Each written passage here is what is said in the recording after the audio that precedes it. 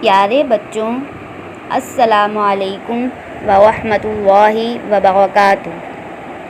I am your teacher صبا اشفاق۔ پیارے بچوں، آج ہم نواسۂ رسول حضرت امام حسین رضی اللہ تعالیٰ عنہ کی زندگی کے حالات و واقعات پر تفصیلی روشنی ڈالیں گے۔ آپ اس لیکچر کو بہت کیئرفلی سنیں گے۔ تو آئیے شروع کرتے ہیں۔ نحمدہ ونصلی علی رسولہ الکریم، اما بعد فاعوذ باللہ من الشیطان الرجیم، بسم اللہ الرحمن الرحیم۔ پیارے بچوں، آپ کے سامنے قرآن پاک کی ایک آیت کی تلاوت کروں گی جو کہ شہیدوں کے بارے میں ہے۔ پیارے بچوں، شہید کبھی مرتے نہیں، وہ زندہ ہیں لیکن ہمیں اس کا علم نہیں ہے۔ وَلَا تَقُولُوا لِمَن يُقْتَلُ فِي سَبِيلِ اللَّهِ أَمْوَاتٌ بَلْ أَحْيَاءٌ وَلَٰكِن لَّا تَشْعُرُونَ۔ ترجمہ: ان لوگوں کو مردہ نہ کہو جنہیں اللہ کے راستے میں شہید کیا جائے، وہ زندہ ہیں لیکن تمہیں اس کا شعور نہیں ہے۔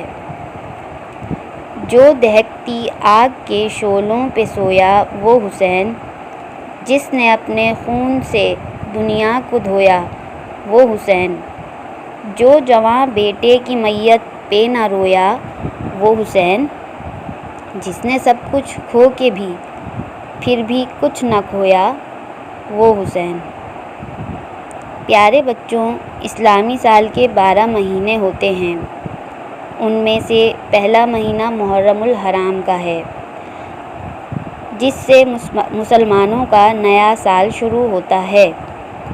محرم الحرام کے معنی تعظیم و تکریم اور حرمت والا مہینہ ہے، کیونکہ اس مہینے میں جنگ اور لڑائی حرام قرار دی جاتی تھی۔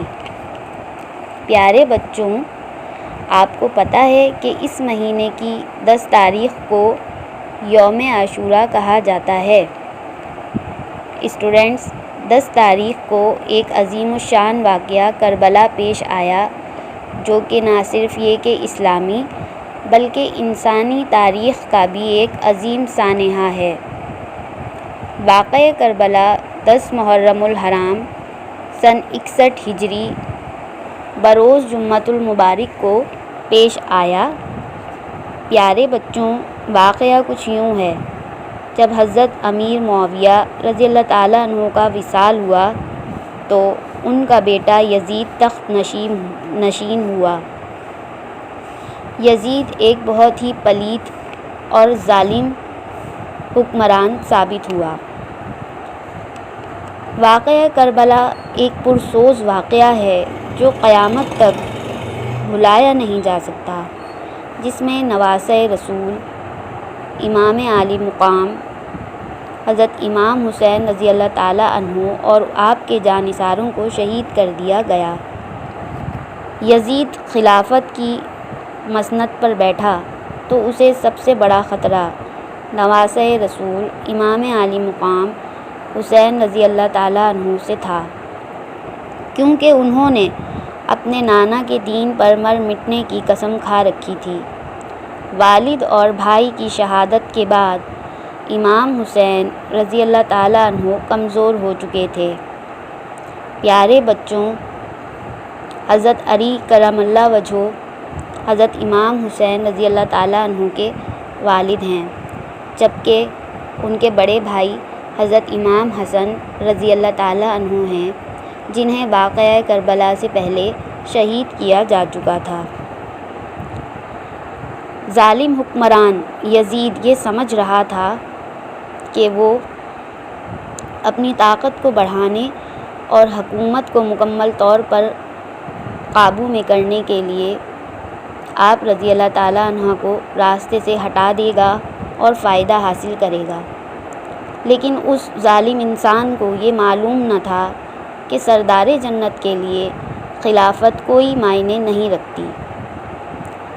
کوفے والوں کے سینکڑوں خطوط حضرت امام حسین رضی اللہ تعالیٰ عنہ کو موصول ہو رہے تھے، جن میں یزید اور ان کے پیروکاروں کے مظالم بیان کیے جا چکے تھے۔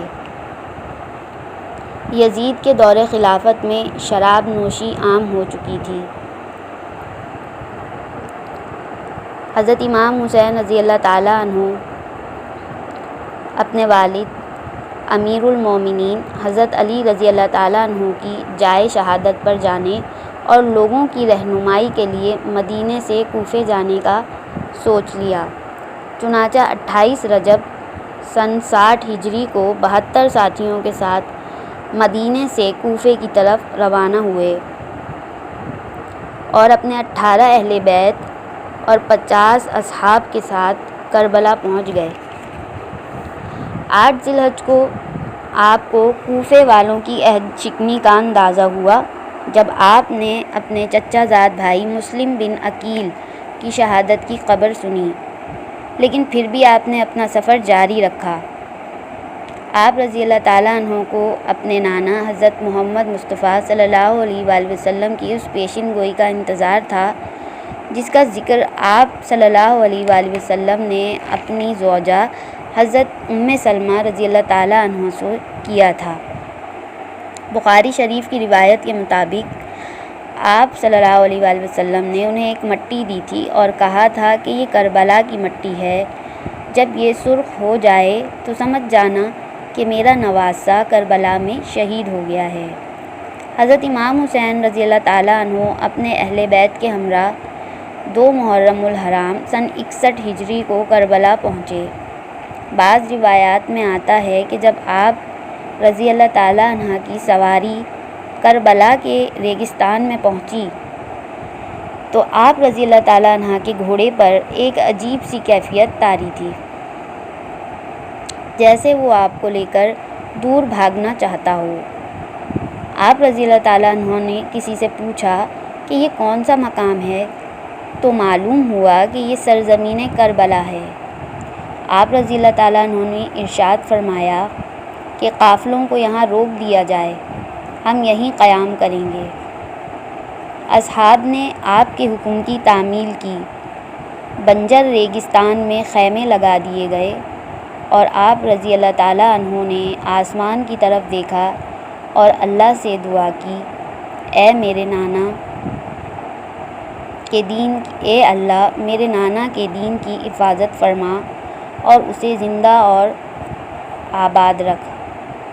ادھر یہ اطلاع مل چکی تھی کہ آپ نے اپنے چچا زاد بھائی حضرت مسلم بن عقیل جن کو سفیر بنا کر بھیجا تھا، انہیں بے دردی سے شہید کر دیا گیا۔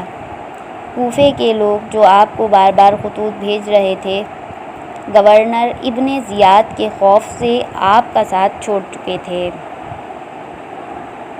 حضرت مسلم بن عقیل کو چھت سے گرا کر بڑی بے دردی سے شہید کر دیا گیا تھا۔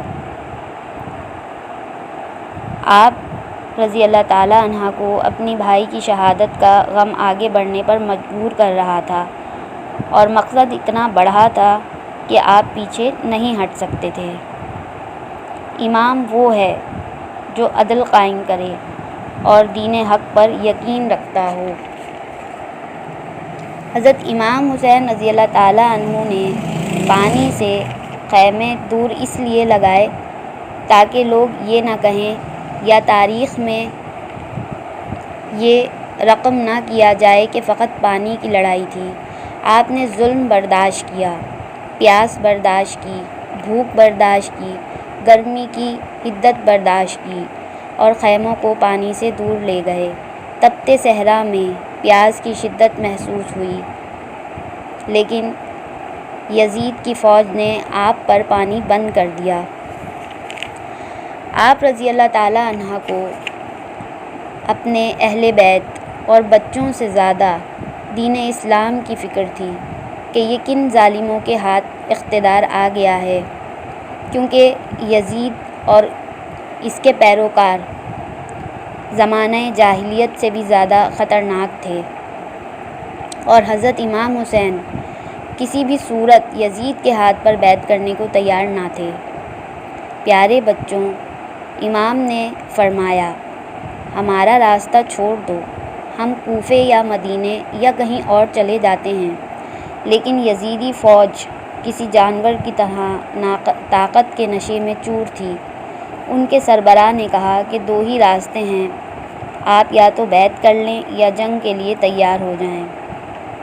9 محرم الحرام کو یزید شمر کے ساتھ کربلا کے میدان میں آیا اور بعض روایات کے مطابق یزید کی فوج میں اضافہ کر دیا گیا اور مزید جنگجو شامل کر دیے گئے۔ شمر نے آتے ہی اپنی عیاری اور مکاری کا استعمال کرنا چاہا۔ حضرت عباس علمدار اور ان کے بھائیوں کے نام امان نامہ بھجوایا، آپ لوگ اسی لڑائی سے الگ ہو جائیں، آپ کو امان ہے۔ شمر نے کہا آپ کی والدہ میرے قبیلے سے ہیں، میں آپ کا ماموں لگتا ہوں، آپ کے بھائیوں کو آپ سمیت امان دیتا ہوں، جہاں آپ جانا چاہیں وہاں آپ جا سکتے ہیں۔ لیکن حضرت عباس علمدار، جن کا نام ہی وفا کا پیکر ہے، بھلا وہ ایسا کیسے چاہتے؟ آپ کی والدہ کا ذکر جب شمر کی زبان سے انہوں نے سنا تو انہوں نے کہا کہ اے پلیت، اپنی زبان کو بند رکھ، میں ان کی تربیت کی وجہ سے ہی یہاں موجود ہوں۔ 9 محرم الحرام کی رات حضرت امام حسین رضی اللہ تعالیٰ عنہ کو یقین ہو گیا کہ یزیدی فوج آپ کا خون بہانے کے در پہ ہے۔ آپ نے اپنے تمام اصحاب اور اہل بیت کو جمع کیا کہ آپ میں سے جو جانا چاہتا ہے وہ جا سکتا ہے۔ دشمن اپنے لیے جہنم خریدنا چاہتا ہے، میں چاہتا ہوں کہ میرے نانا کے امتی جہنم سے بچ جائیں۔ روایات میں آتا ہے کہ حضرت امام حسین رضی اللہ تعالیٰ عنہ نے روشنی مدھم کروا دی کہ اگر کوئی جانا چاہتا ہے تو وہ چلا جائے۔ کچھ دیر کے بعد آپ نے اپنے باوفا بھائی حضرت عباس علمدار سے کہا کہ روشنی بڑھا دو۔ حضرت امام حسین رضی اللہ تعالیٰ عنہ کو یقین تھا کہ میرا بھائی مجھے تنہا نہیں چھوڑے گا۔ 10 محرم الحرام کا جب سورج طلوع ہوا تو تمام اہل بیت نے رات جاگ کر گزاری تھی اور سب لوگ پیاس سے نڈھال تھے۔ حضرت امام حسین کی 4 سالہ بیٹی بی بی سکینہ رضی اللہ تعالیٰ عنہ پیاس سے نڈھال تھیں۔ انہوں نے اپنے چچا حضرت عباس علمدار سے پانی کا تقاضا کیا۔ حضرت عباس، بی بی سکینہ اور علی اصغر کے لیے پانی لینے نکلے۔ آپ رضی اللہ تعالیٰ عنہ کے ایک ہاتھ میں علم تھا اور دوسرے ہاتھ میں تلوار تھی اور مشکیزہ آپ کی پشت پر لٹکا ہوا تھا۔ حضرت امام حسین کی اجازت سے پانی لینے کے لیے وہ روانہ ہوئے۔ یزیدی دشمن گھات لگائے بیٹھے تھے، لیکن آپ کی بہادری سے ان کے دل میں آپ کی ہیبت موجود تھی، اور وہ اتنی تھی کہ کوئی بھی سامنے آنے کی جرأت نہ کرتا تھا۔ یزیدی فوج کو پیچھے دھکیلتے ہوئے آپ رضی اللہ تعالیٰ عنہ پانی تک پہنچ گئے۔ آپ نے مشکیزہ بھرا اور گھوڑے پر سامنے رکھ لیا۔ کسی تیر انداز نے تیر مشکیزے پہ مارا، سارا پانی نکلنے لگا۔ حضرت عباس علمدار نے مشکیزہ ہاتھ میں پکڑ لیا اور ظالموں نے تیر برسائے۔ حضرت عباس علمدار کو بھی شہید کر دیا گیا۔ ایک ایک کر کے جانثار آپ رضی اللہ تعالیٰ عنہ پر اور اسلام پر اپنی جانیں قربان کر رہے تھے۔ حضرت امام حسین رضی اللہ تعالیٰ عنہ آخر تک یہی ترغیب دیتے رہے۔ بالآخر حضرت امام حسین رضی اللہ تعالیٰ عنہ یزیدی فوج پر قہر بن کر ٹوٹے اور انہیں کاٹ کاٹ کر واصل جہنم کیا۔ جب 10 محرم الحرام کو عصر کا وقت ہوا، آپ گھوڑے پر سے اترے اور ریت سے تیمم کیا، کیونکہ پیارے بچوں کربلا میں پانی موجود تھا، لیکن حضرت امام حسین اور اہل بیت پر پانی بند کیا جا چکا تھا۔ اس لیے حضرت امام حسین نے ریت سے تیمم کیا اور نماز عصر ادا کی۔ حضرت امام حسین رضی اللہ تعالیٰ عنہ کی نماز میں مصروف ہونے کی وجہ سے یزیدی فوج نے آپ پر تیروں کی بارش کر دی۔ آپ کے نماز میں مشغول ہونے کی وجہ سے آپ کو زخموں کا اندازہ نہ ہوا، کیونکہ یزیدی فوج کو یہ معلوم تھا کہ یہ علی ابن حسین ہیں۔ حضرت علی بھی اسی طرح جب خدا کی یاد میں مشغول ہوتے تھے تو آس پاس کی خبر نہ رہتی تھی۔ جب حضرت امام حسین رضی اللہ تعالیٰ عنہ سجدے میں گئے تو شمر نے اپنی تلوار سے ان کا سر مبارک جسم سے الگ کر دیا اور نیزے پر بلند کیا۔ انا للہ و انا الیہ راجعون۔ قتل حسین اصل میں مرگ یزید ہے۔ قتل حسین اصل میں مرگ یزید ہے۔ اسلام زندہ ہوتا ہے ہر کربلا کے بعد۔ وآخر دعوانا ان الحمد للہ رب العالمین۔ آخر میں سلام حسین۔ حسین تم کو زمانہ سلام کہتا ہے، تیرے سجدے کو کعبہ سلام کہتا ہے۔ خدا کی راہ میں سب کچھ لٹا دیا تم نے، نبی کے دین پر سر تک کٹا دیا تم نے، تمہیں تمہارا خدا بھی سلام کہتا ہے۔